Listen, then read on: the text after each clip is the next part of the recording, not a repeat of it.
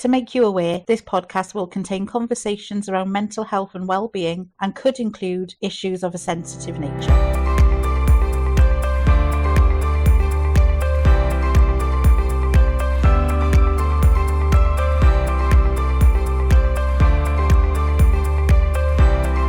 This is a podcast from Torfaen Talks CIC.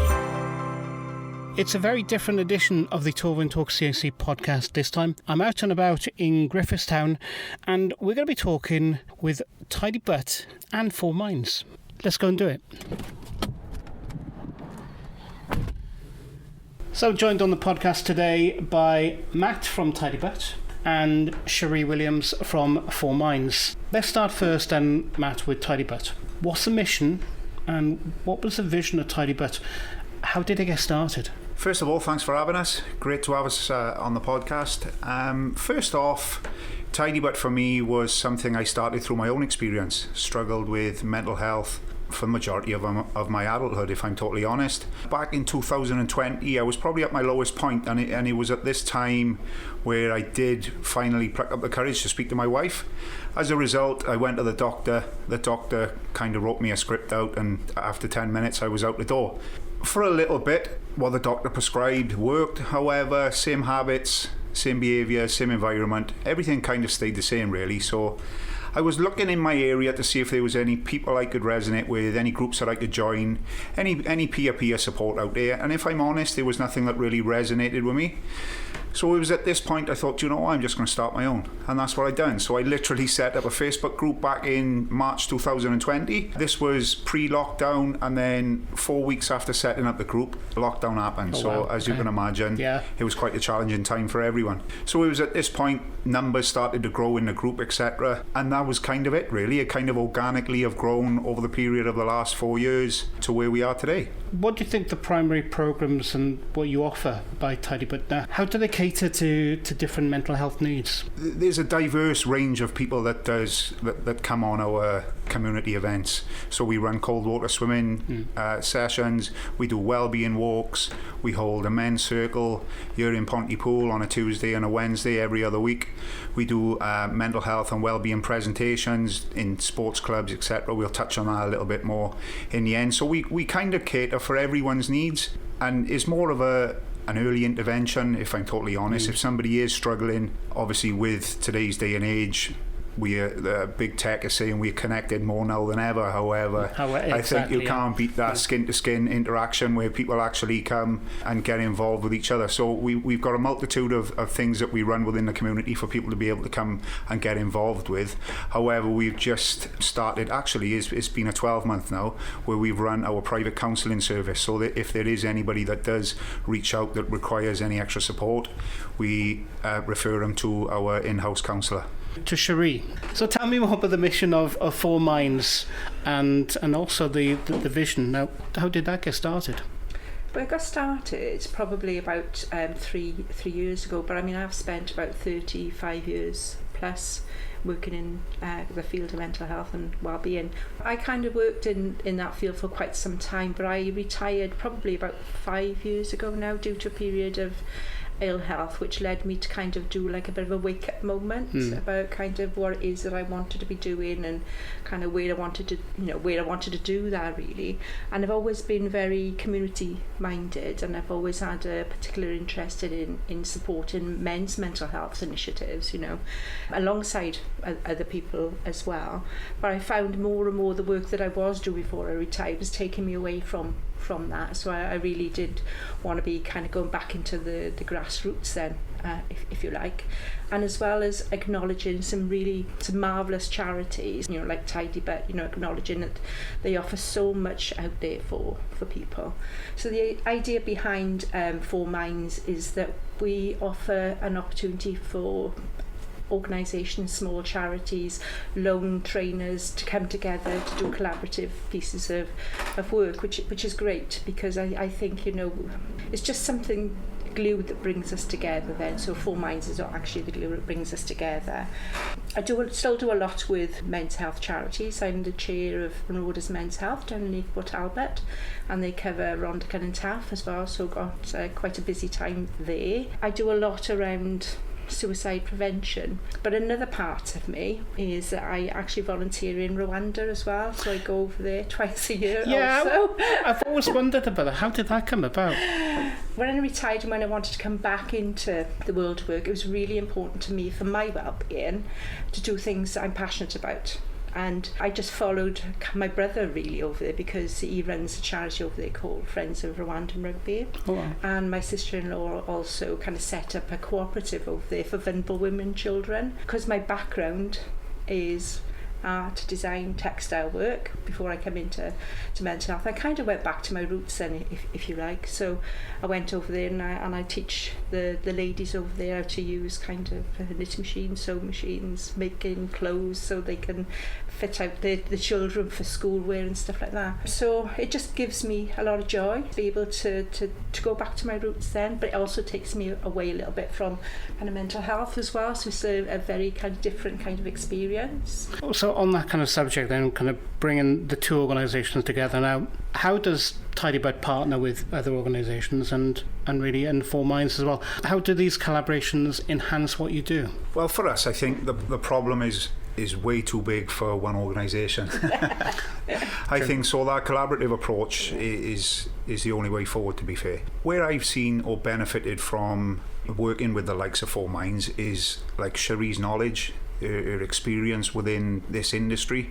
So for somebody like me, for instance, that have just gone off his own back and set something up and in a strange kind of way have created a bit of a monster, I think you've got the likes of Sheree and the organisation that she runs within 4Minds just gives you that little bit of a direction, is that little bit of comfort in knowing that there is somebody else there to support you, to help you through some of the things that you're going through. If there is some uncertainty around, I don't know, some of the things that you're planning or you're planning on doing within the future, Sheree is kind of that one that can pull it all together and just reassure you that you're doing everything in the correct way. So that collaborative approach, not only with Sheree but with other organisations, I think is essential, is key moving forward, I think. What about Volunteers to both organisations work? What roles do they play in supporting them? I suppose with Tidybird you've got quite a few volunteers. Yes, we've got volunteers that facilitate men's circles for us, that run our wellbeing walks, that do our cold water swims, etc.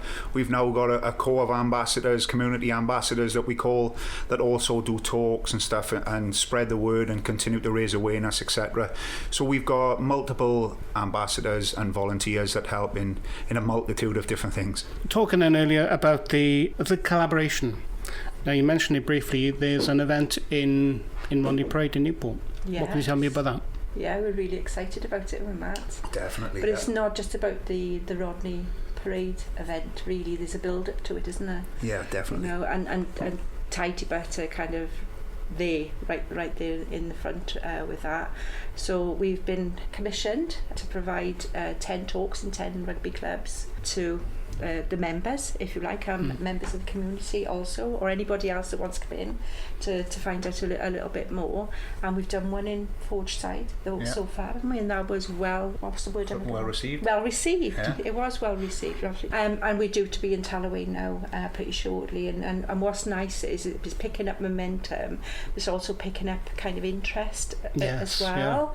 Yeah. So we got Terry Cobner coming to the Torfaen talk just to observe, which is great, and he's also come in to the event as well to say a few words, which is wonderful, because we didn't have that before. It's a chance to chat to the lads about their mental health and about doing some kind of preventative work, and where Reece is really open about his challenges in life, isn't he? You know, and they really do kind of connect, you know, with the lads as well. But it's also an opportunity to talk to the lads about kind of any of the activities that Tidybird does. And I mean, this is what collaboration is about, really. Is just bringing together kind of those in need with those services that are out there that want to give those services and kind of make things right, you know.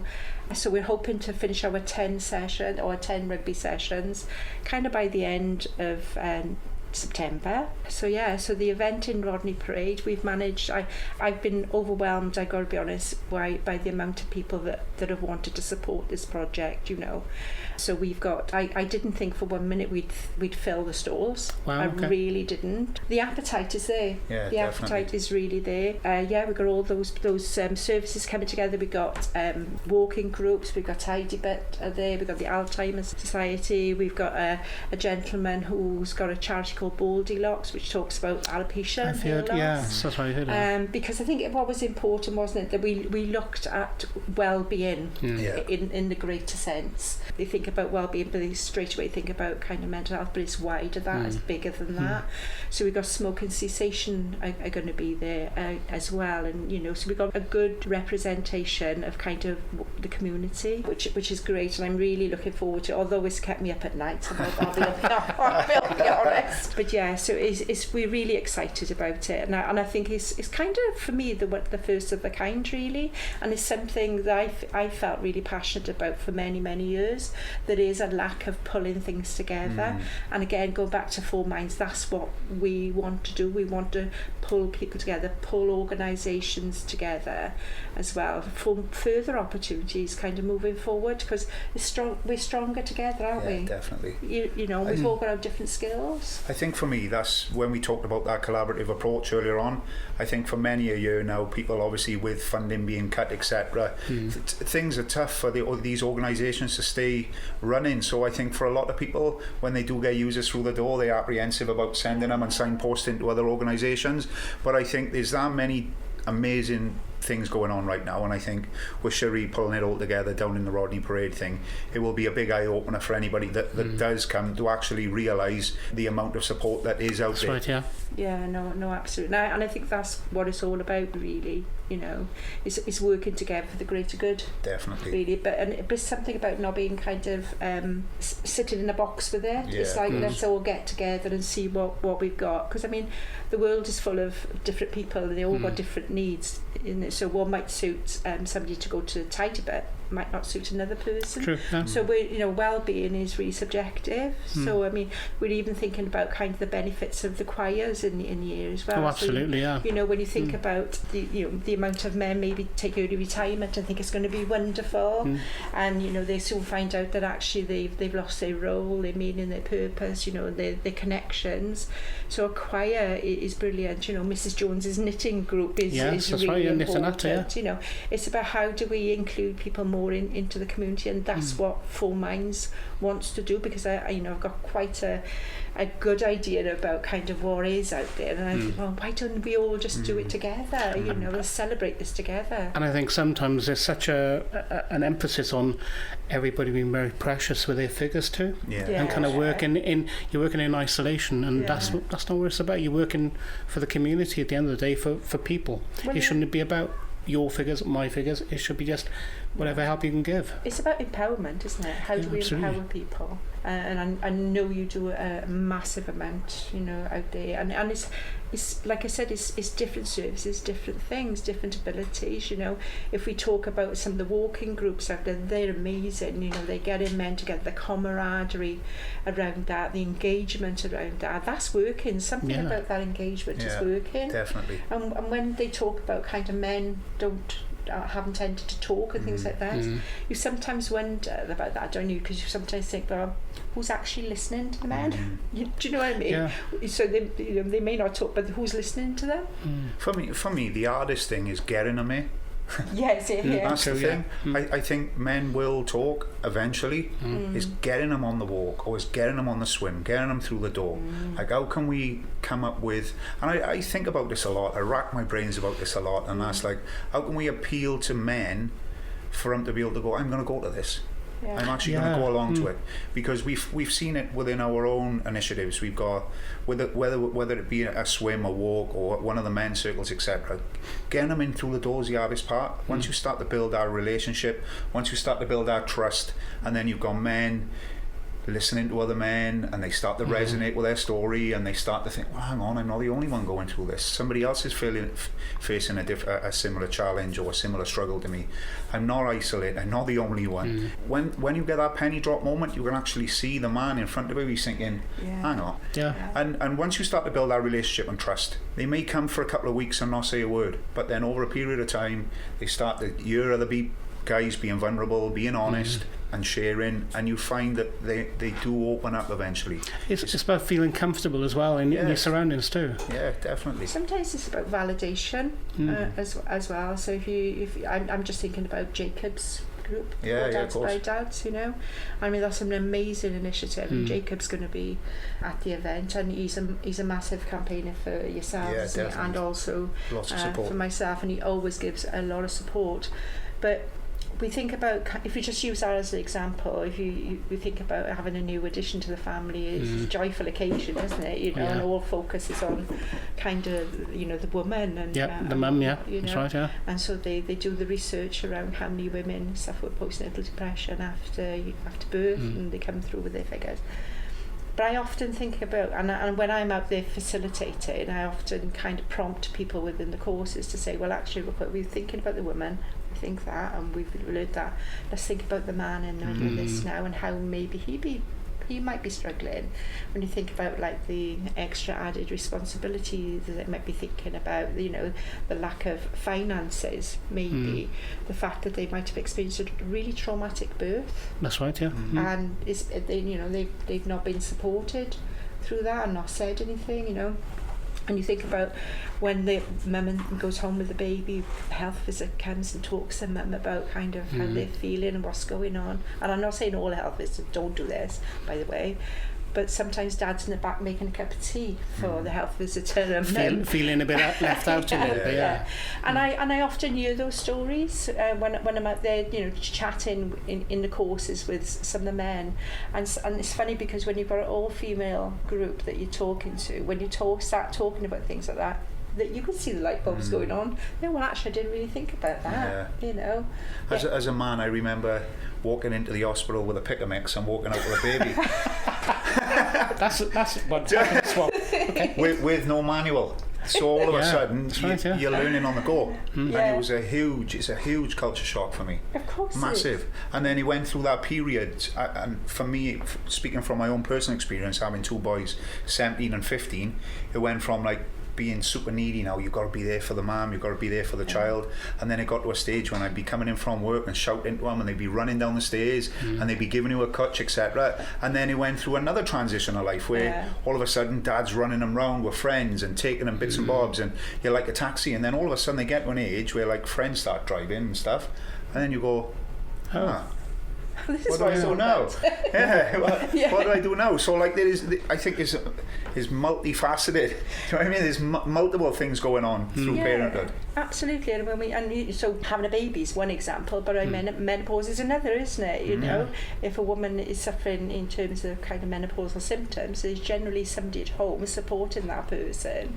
And again, if you think about a woman that's struggling with postnatal depression, there's usually somebody at home supporting that. And biggest part of the time is the partner, isn't it? So I suppose the event at Rodney Parade is all about bringing all of the organisations together, but it's more about the conversations which will be sparked from these organisations being in the same place, talking to people realising that these organisations exist. Not everybody will know an organisation is here. Everybody learns all the time. So it's about that expansion really of the knowledge and the conversations that will spark off from the back of that event. Yeah, and the importance of kind of men feeling comfortable about talking and knowing that there are, you know, support agencies out there that are happy to kind of talk and listen to what, and that's the important bit, is about kind of listening to what they have to say, really. You know, I'm really chuffed, I'm really excited about this, because I think this is something that's been needed for quite some time. And what I'm also looking forward to is, where do we go from there? Yeah, it's exciting, and it's an exciting opportunity. Yeah. There's so many things I think that we can bolt onto the back end of this moving forward. So it's a very exciting opportunity, and it's super grateful again Sheree, not only yourself, but all the other amazing organisations that's coming along on the day and going to make a huge impact within the community. Yeah. What do you think the biggest challenges are in any mission to support mental health, especially men's mental health? Well, I think you hit the nail on the head. It's getting them through the door. It's getting the engagement right, isn't it? Yeah. You know, you talk about, men will talk because they will talk shoulder to shoulder. As they walk in. I've not got that kind of face-to-face thing. It's thinking about the different way. It's communication, how people communicate as well, isn't it? Yeah. A lot of our guys that require a bit of support is very good at messages. Is very good at messages, so we get a lot of messages via Messenger, Facebook Messenger. Instagram is another thing. We get a lot of people actually reaching out via Messenger. Now it's a different beast if you would have to get them through the door and have a face-to-face conversation. So again, as I said earlier on, trying to build that relationship through messages to begin with is essential, and then we can, like I said, from my perspective, using our collaborative approach and signposting to other organisations, because I think when I first started I wanted to change the world. I think as we all do, you think I can do this, I can do that, and you're spinning that many plates in the end when there's so many other amazing organisations out there that I could just signpost to, or we could signpost to as an organisation which are doing incredible things. And it's just having that awareness, is having that understanding that there is other organisations out there, and it doesn't make you any less of an organisation if you do so. So you're still important and you're still at the forefront of the community and you're still helping people, etc. So it's just about trying to get these guys through the door, whether it be, because I think for a lot of people when we talk about mental health we automatically talk about talking, don't we? Yes. We talk about talking, we got to get these men to talk, we got to get them to talk. It's good to talk, it's amazing to talk, right? But there's also many other forms of expression for these guys. There's lots of somatic things that men can do in order from, maybe they're struggling with anger, maybe there's frustration, or multiple things going on within their life that a cold water dip. Like some guys come on a swim, they don't even say anything, but I know that they're okay. Basically, is it that cold and they can't speak? Yeah. But there's many forms. I think there's a lot of us are overthinking now in today's age. There's so many pressures with work, family, money worries. There's tons of stuff that's going on in the world right now. So finding some form of expression to begin with, I think, is really important. And there's tons of somatic work. There's cooking, there's playing the guitar, there's art, there's drumming, there's so many different, there's dance, like ecstatic dance, breath work, there's tons of yoga, there's tons of different ways that people can use to express and start that journey. It doesn't always have to start with talking, but seeking some kind of support I think is essential. Yeah, no, absolutely. And I think you're right, and I think that's what I observed over the years. There's this automatic thing to put them into a service provision, or you've got to go and do that. Well, might not suit them, you know what I mean? I mean, everybody needs their own distraction. Everybody's got their own well-being. I pay attention to mine differently to Matt does. You know, I find I do a lot of stuff like Zentangle. I do a lot of like creative stuff that gives me the distraction that I need. But for other people, it could be running a marathon. Yeah, exactly. And you know, so it's about kind of engagement. Services have to change, don't they? So they have to be, there has to be more out there. I'll go back to Mrs. Jones's knitting class, and I'll go back to the choir, you know what I mean? Those are the kind of things, people don't think of it in terms of their mental health, but actually in terms of engagement with people and meeting and connecting with other people, feeling part of something, do you know, is so important, because the flip side of it is isolation, isn't it? Yeah, because we've actually met with Pontywydd Male Choir, and they're going to be on a future episode of the podcast. Okay. And they were talking about the idea of men not talking, but within a group they sing, and it gives them something to, it's basically something that gives you joy, and that's what I think what mental health, good mental health, is about, something that gives you joy. Absolutely is. And when I'm out there delivering and I start talking about, you know, those 5 areas of well-being, I just say, you know, we've got these 5 different areas, but what gives you joy? You know, where's your well-being window? What can you see through your well-being window? What does your window kind of look like? Do you know what I mean? Because it's not complex, it's what gives you joy. It could be spending time with the grandchildren, or with the dog, or some gardening, for instance. You know, there's so many different things and different avenues to go down, you know. But I think, but when we start to talk about men, I think that camaraderie is really important. Men need men. Of course they do. Men need men. Yeah. Similar, What am I like, doing here? yeah. I think, and that's why you see so many, I don't know, former athletes. And when I say athletes, I just mean any Tom, Dick or Harry that play sport, for instance, for their local club. All of a sudden, they've had an injury. Like Reese's story resonates with so many people because all of a sudden, you're part of a community. You're all working for that common goal, whether it's to win the next match, whether it's to win the league, etc. You're all fighting for the same thing. You're all challenging each other in many facets, many different ways. And then all of a sudden you get an injury or whatever it is, and you've gone from having 30 friends or whatever it is, being part of that community, that sense of belonging, that purpose, that identity, all the things that comes with being a sportsman, etc., or being a part of a choir or whatever it may be. And then all of a sudden it stops. And then for a lot of guys, they struggle to get back into anything there. So I can only imagine being part of a choir or being part of some kind of club where guys are interacting with each other, they're having a crack, whether it's golf. I see a lot of ex-rugby players in my area, a lot of them play golf. They go, they have a round of golf, they have a little bet, they have a beer afterwards, they have the banter, they have the crack, and it's a very similar environment to the sporting environment. So I can only imagine being parts of a choir or any kinds of men's groups actually does give you that empowerment. It does make you feel part of something, especially if you've all got a common goal or a purpose, and you all know where you're going with it. I think it's very, very powerful. But there's a thing, isn't it, about you go there to kind of take part in an activity, which is, is great. But it's that connecting, isn't it? It's that opportunity to talk about maybe having a, bad time, but equally for the person you're talking to, maybe they're having a bad time. So you're providing them with that kind of support. Do you know what I mean? It's a non-judgmental kind of environment, isn't it? I think peer support as well is better than any kind of support, isn't it? It was the one thing that I longed for when I was going through my challenges, and I was speaking to somebody that kind of could resonate with me, could understand, that have been through similar situations, that would listen, that would give advice, that would add support, etc. So finding your tribe is super, super important. Yes. What about the future for the next couple of years? What are the goals for 4Minds and also for Tidy Butt? I'm going to have a little lie down.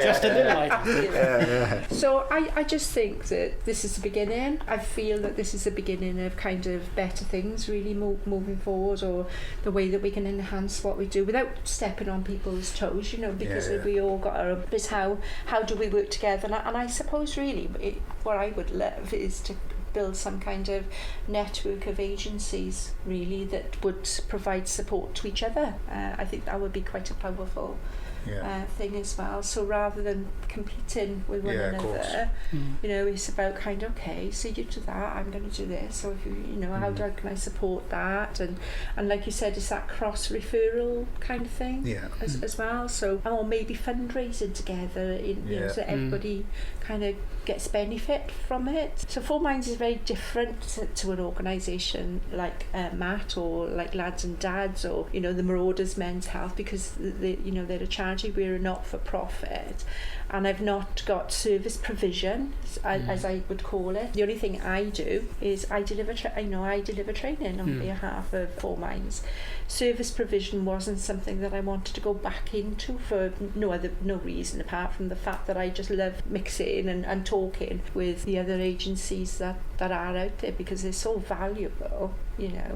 So 4Minds is about how do we bring people together, how do we benefit, how do we all benefit as charities, not-for-profits, and then that gets rippled out, doesn't it? So the people that the community that you serve is going to benefit from more, and a lot of these charities, I was thinking, Matt, as well, they're very small. So when you think about 4Minds, you think about this maybe this is a big thing, but it's not. It's like 1.5 of us. And when we think about Tidy Butt, although you've got your ambassadors, in terms of worker bees, 3 of us. you're 3 doing all this work across Wales. For me, it's like I said, bringing together all of those charities and see where they can step in and support. I mean, we do a lot. 4Minds have done a lot with like charities that are struggling in terms of governance and stuff, back office facilities. So providing like admin support, applying for funding that kind of thing. So 4Minds is very fluid in the way that it works, so it's very different to something that you do, but acknowledging kind of how important what you do is, you know. You kind of pull all the pieces of the puzzle together in a way, don't you? I can only imagine, yeah. And she got no clocking off time either. Hello. And it also needs to be mentioned, today is actually Sheree's wedding anniversary, which, you know, is like incredible. But, and you're here today talking about 4Minds and Tidybutt as well. What resources does Tidybutt have for people to access? How can they get in touch with your services? A lot of people access our services via social media. They look onto social media, whether it be Facebook, Instagram, etc., to see when our events are being held. We do post on there weekly about our dips. So we do a cold water swim on a Friday evening or every other Sunday. We've got a men's circle on a Tuesday evening, which is this evening, and every other Wednesday. We also do a wellbeing walk as well every other Saturday. So there's something going on every week. We also do mental health and wellbeing presentations, etc., that we're collaborating with 4Minds around. But a very exciting thing for us, back like 5 years ago when I started this, it was always like a wellness hub, a wellbeing centre of some sort. And we've been very lucky over the last couple of weeks that an opportunity have come up for a space for us up in Pontypool, where we've currently got a little office that we have our counsellor go there, we do some admin, etc. But underneath have just become available, so we're in the process at the moment now of applying for planning permission to be able to turn this space into a wellbeing /wellness club. Wow. So we are hoping to serve the community with amazing coffee, with an amazing atmosphere, great vibes, where people can come along, they can integrate within in the community. We're in talks at the moment with ITEC, like educational provision in Cwmbran, to see whether we could potentially give some young people some work experience, whether it would be something that people maybe getting back into the community who are struggling with anxiety, with social interaction, etc. Maybe they could come along and start to integrate back into the community via some work, etc. So there's tons of different things that we've got ideas for at the moment. We can run yoga classes, somatic practices, multiple things from there. It's only a small little unit, but I think it could have a really positive impact on the community, so we're super excited for that as well moving forward. Yeah, that's great news. I think also you've done a lot of work in schools as well, haven't you? Yeah, again, organically over the period of the last couple of years, when myself and co-founder Reese, we done our mental health and wellbeing presentation, delivered it. The first one we ever delivered was in a coffee shop in Killeen. Wow, okay. and what we did, there was a few guys in the coffee shop. You had the owner, you had another couple of guys in there. We said, do me a favour, boys, come and have a look at this for 5 minutes. Literally, that's what we did. And they were like, boys, you're onto something here. So we kind of went from there, and Torfaen Sports actually put a bit of a day together where there was managers from a multitude of organisations. Torfaen Sport have been a massive supporter of ours since day one. So off the back end of that, we went into all the schools in Torfaen. We've gone into corporate spaces, businesses or organisations, the likes of Admiral and stuff like that, which we never ever thought would have been possible. So again, it's just been organic growth over the last couple of years for us, because we all still work full time. So it has been a challenge. However, get so much payback from it. I think one of the 5 ways of well-being is to give. It is, and for us as an organisation, we absolutely love going above and beyond for people and giving whatever we can to support people in that regard. So. Yeah. And think all the feedback I've ever had in terms of when I'm out talking and Tidybutt's name comes out, have you seen Sheree and Matt do the tour? It's amazing. And I know it's amazing. It is really amazing. It's really powerful for those people that haven't. If they get an opportunity to watch it, or take part in, their awareness raising sessions, really important. It is really good. But there is some kind of other motive behind everything that we do, really, isn't there? When we think about the suicide rate for men, and our work is around prevention, very very much so, isn't it? It's about self-care, and before somebody reaches that pitch where they're feeling so hopeless.